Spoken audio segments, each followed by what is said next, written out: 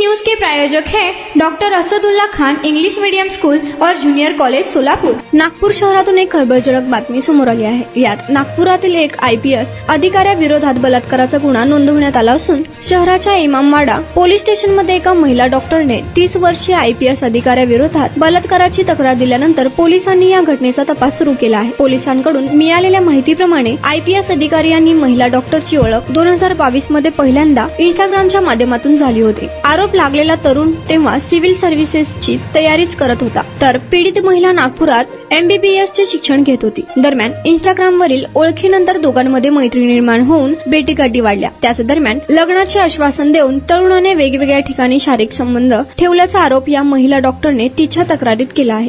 Unique education society doctor Asadullah Khan English medium school और junior college के 10वें वर्धापन के अवसर पर नर्सरी LKG UKG एडमिशन पर अब 3000 रुपए का डिस्काउंट। इतना ही नहीं बल्कि ग्रेड 1 और ग्रेड 2 के एडमिशन पर 5000 रुपए की छूट। यानंतर मात्र तरुण सिव्हिल सर्व्हिसेसची परीक्षा उत्तीर्ण होऊन IPS अधिकारी झाला आणि त्याने लग्नास नकार दिला। अनेक वेळेला प्रयत्न करूनही संबंधित IPS अधिकारी भेटत नाही, त्याचे कुटुंबीयही दाद देत नाही। त्यामुळे निराश झालेल्या महिला डॉक्टरने नागपूरच्या इमामवाडा पोलीस स्टेशन मध्ये IPS अधिकाऱ्याच्या विरोधात बलात्काराची तक्रार दिली। पोलिसांनी प्राथमिक चौकशी केल्यानंतर गुन्हा दाखल केला। दरम्यान ज्या IPS अधिकाऱ्याच्या विरोधात हा गुन्हा नोंदवण्यात आला आहे तो नागपुरात पोस्टेड नाही, तर ते महाराष्ट्राच्या दुसऱ्या जिल्ह्यात कार्यरत असल्याची माहिती पोलिसांना दिली आहे। दरम्यान या घटनेने पोलीस विश्वात एकच खळबळ उडाली असून पोलीस अधिक तपास करत आहेत।